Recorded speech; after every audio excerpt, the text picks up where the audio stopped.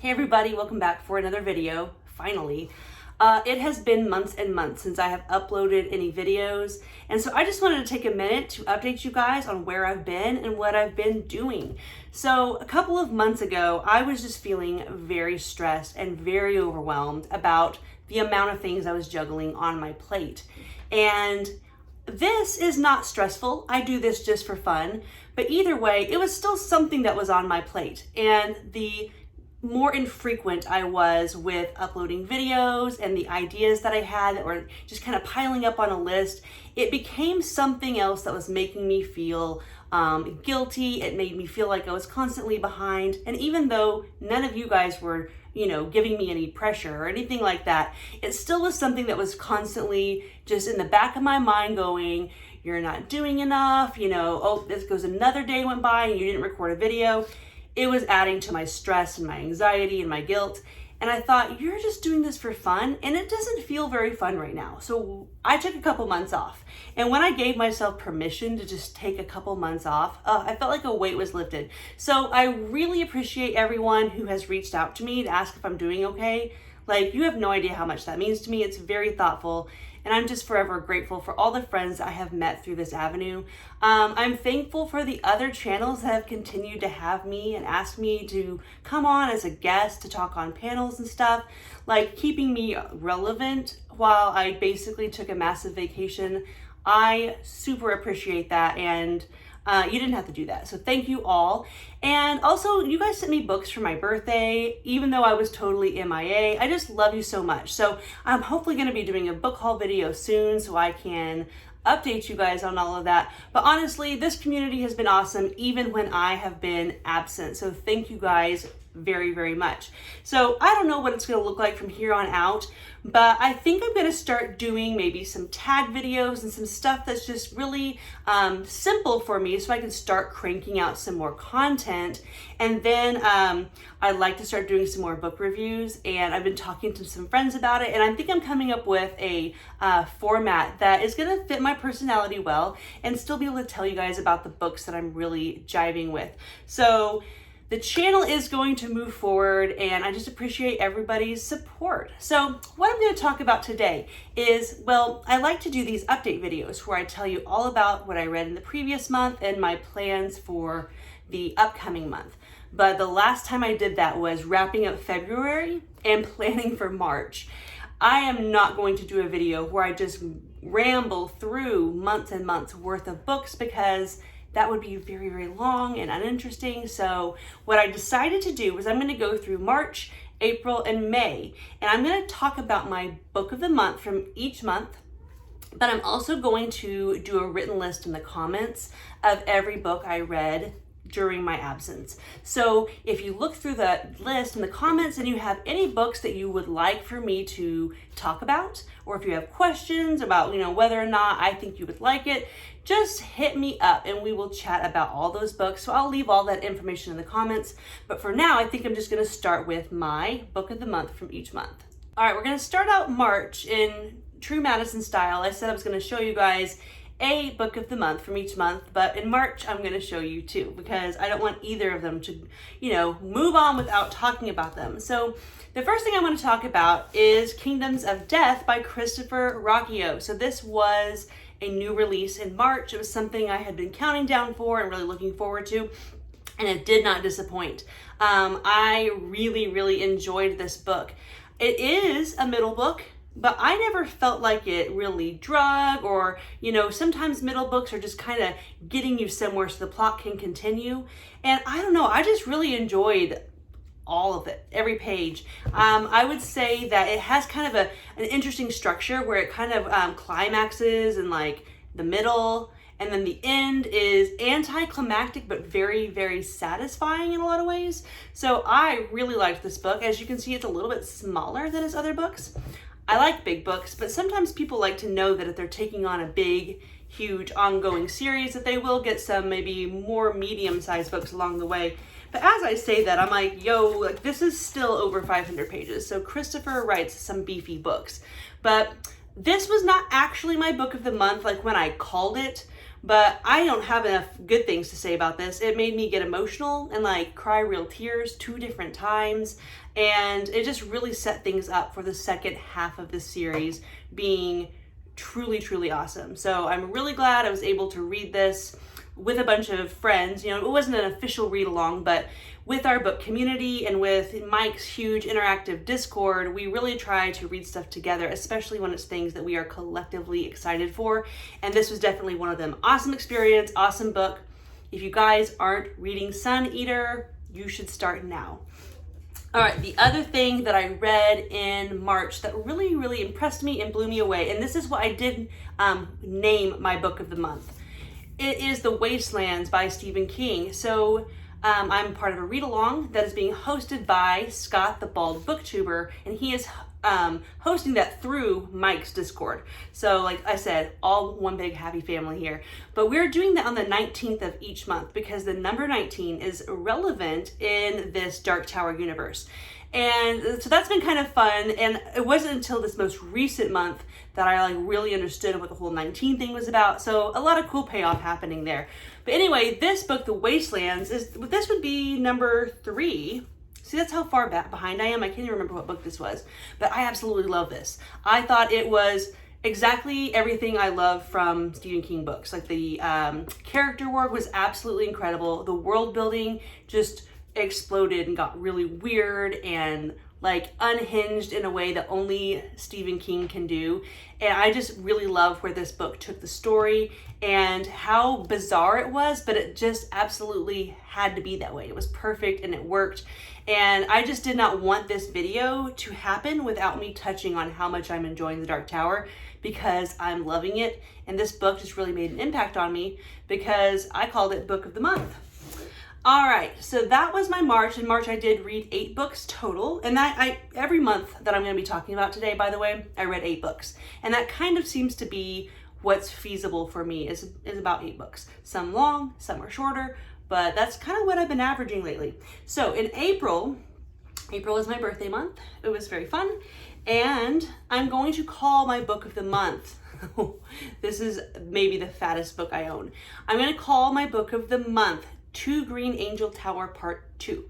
So this book right here, Two Green Angel Tower, is book 3 of Memory, Sorrow, and Thorn by Tad Williams. This is another read-along that was hosted by Mike in his Discord. And we read a book a month starting on the 1st, starting in January. But this last book we did split up into 2 months, partially because it's so big. But the other part is because some editions, depending on when you bought your books or where you bought them, some editions actually split this into 2 volumes because it's just massive and it has a really good stopping point in the middle. When we started the read along, I was like, I'm trying to be so efficient this month. I'm probably just going to read Two Green Angel Tower all at once in whatever the 3rd month is, March, yeah. But sure enough, I was ready for a break, not because I wasn't enjoying it, but just because it's a really big book. And when you have a very natural stopping point and all your friends who are reading it with you are stopping at the same time, I went ahead and broke it up. And I'm glad I did because I loved the series so much that I wouldn't want to risk like burning out on it or getting kind of tired of it. But the end, so part 2, of course, contains the ending to the whole series. And I just thought the way that this series was wrapped up was awesome.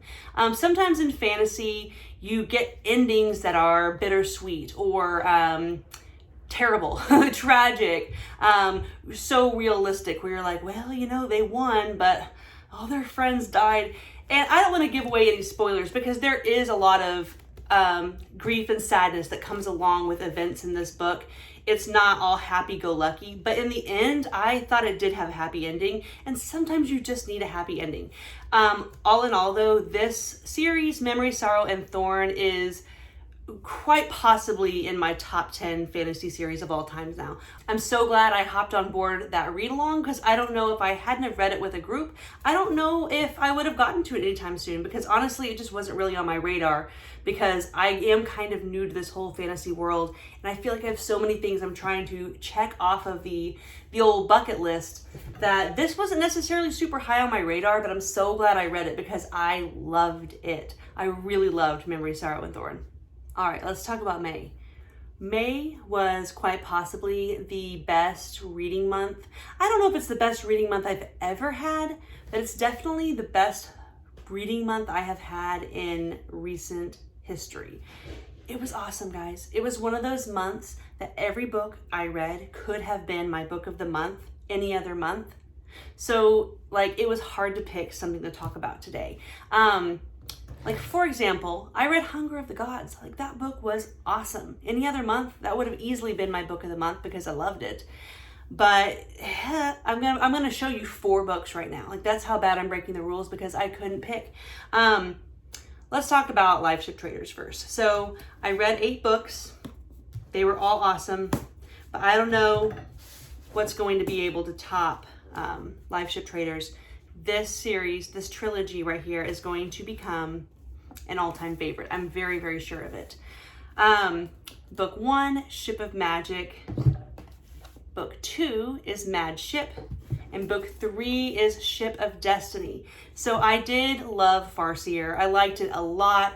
At the end of that trilogy, I thought, okay, Robin Hobb is definitely an author I'm going to enjoy. And she's written this huge series, Realm of the Elderlings. And it's nice to know that whenever I feel like in the mood for a little bit of Hobb, I can just pop in, read a trilogy, pop back out.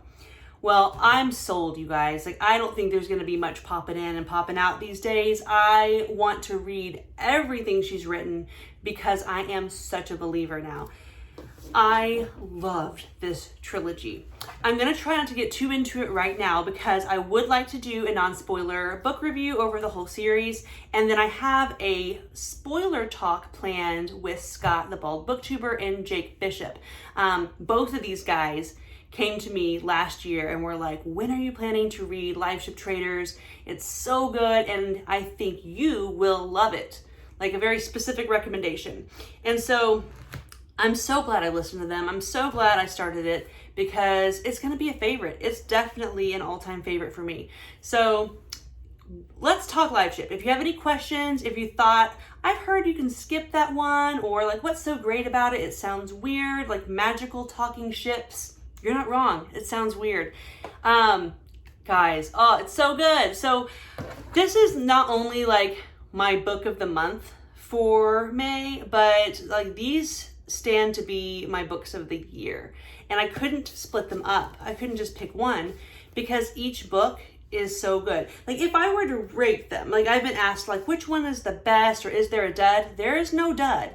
I probably liked the last one the best because the story was so satisfying that watching it come to a conclusion so beautifully was just, I loved it. The character arc. She starts out with these characters that are just too flawed, you know, like they're obnoxious or they're immature or they're just like someone totally different, but they go through these beautiful arcs that are so earned and so realistic. And then the end, they are people that you not only are rooting for and want to see them win, but like they're your friends. So I am so excited to continue with the Realm of the Elderlings. I imagine I will get through it pretty quickly at this point because I want to know every word she has written. So let's talk Live Ship soon, okay?